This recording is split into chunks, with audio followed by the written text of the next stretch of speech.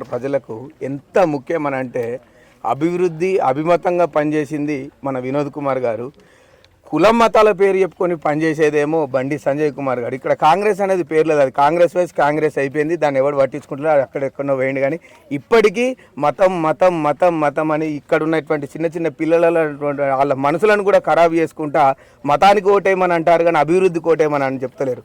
మేము కేవలం అభివృద్ధిని చూసి ఓటేయండి, కారుని చూసి వేసేయండి. వినోద్ కుమార్ గారు పార్లమెంటులో పోయి మాట్లాడిన ఆ మాటలను చూసి ఓటేయండి. అభివృద్ధి అంటే ఏంటిదో అక్కడ చూస్తే తెలుస్తుంది. ఇవాళ ప్రతి ఒక్కరు మనం యూట్యూబ్ను ఫాలో అయ్యేటోళ్ళం.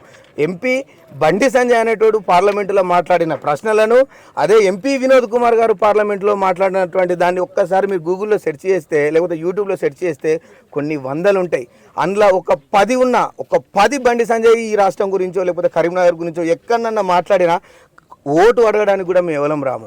మాకు అది అవసరం లేదు. మాకు కావాల్సింది కేవలం అభివృద్ధి. ఇక్కడున్న ప్రతి ఒక్కరికి తెలియని విషయం ఏంటంటే యూత్ ఫాలోయింగ్ ఇంకోటి కాదు. రేపు మనం ముందటికి పోవాలన్నా మనకు కావాల్సింది కేవలం అభివృద్ధి. ఆ అభివృద్ధికి నిలువెత్తు నిదర్శనము ఇక్కడున్న మా వినోద్ కుమార్ సార్. దయచేసి చూస్తున్న ప్రజలైనా పిల్లలైనా ఎవరైనా మేము ప్రశాంతంగా యూత్ బయట తిరగాలనుకుంటే వినోద్ కుమార్ కోటేయాలి, ఆయనని గెలిపించుకోవాలి. లేదు విద్వేషాలకు పోయి నువ్వు వేరు నేను వేరు, నీ మతం వేరు నా మతం వేరు అనుకుంటే బండి సంజయ్ కోటేసుకోవాలి. ఇది ఆలోచించుకొని మీకున్నటువంటి అమూల్యమైన ఓటును, మీ కొత్త వాళ్ళు మీరు ఎవరైతున్నారో మీ ఓటును సద్వినియోగం చేసుకోండి. అభివృద్ధిలో కరీంనగర్ను ఇంకా ముందుకు తీసుకుపోరు. ఇంకా ముందు కంటే ఆల్రెడీ మనం ముందున్నాం, ఇంకా ముందుకు పోవాలంటే వినోద్ కుమార్ సార్ గెలవాలి. జై తెలంగాణ. ఇలా పచ్చనూరు గ్రామంలో మరి యువకులు ఈడ ఉన్నారు. వాళ్ళతో మాట్లాడడానికి నేను కారు ఆపుకొని దిగి మాట్లాడడం జరిగింది. రియల్లీ నేను చాలా సంతోషపడుతున్నా, ఈరోజు చాలా సంతోషపడుతున్నా. ఎందుకంటే మీలాగా యువతరం బయటికి రావాలని చెప్పి నేను ఆకాంక్షించాను, మీలాంటి యంగ్స్టర్స్. ఎందుకంటే నేను విద్యార్థి రాజకీయాల నుంచి వచ్చిన, ఏది వ్యాపారాలు చేసుకొని రాజకీయాలు వచ్చినాను కాదు. నేను ఆల్ ఇండియా స్టూడెంట్స్ ఫెడరేషన్ 14 ఏళ్ళప్పుడు నేను విద్యార్థి రాజకీయాలకు వచ్చిన.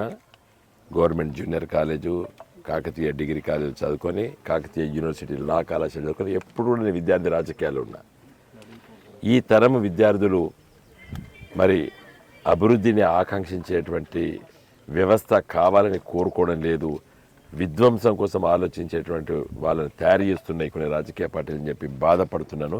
కానీ నాకు చాలా ధైర్యం వచ్చింది మిమ్మల్ని అందరినీ చూసిన తర్వాత. ఫ్రాంక్లీ స్పీకింగ్ నాకు ఈరోజు చాలా విశ్వాసం. ఎందుకంటే నేను ఒక తరాన్ని, మా తర్వాత మీరు చాలా అయిన తర్వాత పుట్టినోళ్ళు మీరు, మీకు దాదాపు 30 సంవత్సరాల తేడా ఉన్నది. కాబట్టి ఈ తరము మీరు ఈ విధంగా మాట్లాడినందుకు మళ్ళొకసారి మీకు అందరికీ నేను ధన్యవాదాలు తెలియజేస్తున్నాను.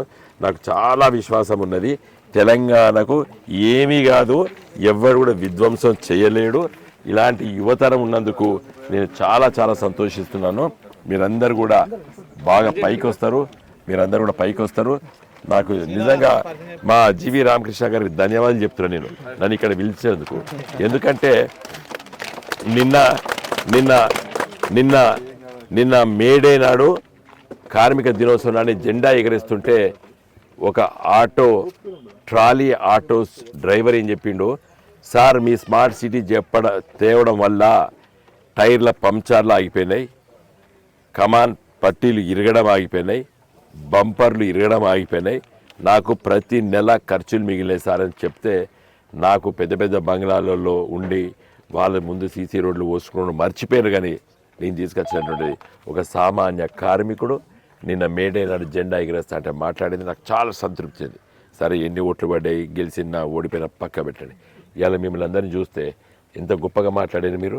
కాబట్టి ఏం కాదు ఈ దేశానికి. నేను ఇవాళ పొద్దున వాకింగ్ చెప్పిన, అభివృద్ధికి జరగాల, విధ్వంసం జరగాల, ఈ ఎన్నికలు చెప్పబోతున్నాయి. ఈ దేశానికి చాలా గొప్ప రాజ్యాంగాన్ని మన పెద్దలు మనకిచ్చిండ్రు, దాన్ని కాపాడుకునే శక్తులు నేటి యువతరం. థ్యాంక్ యూ అందరూ.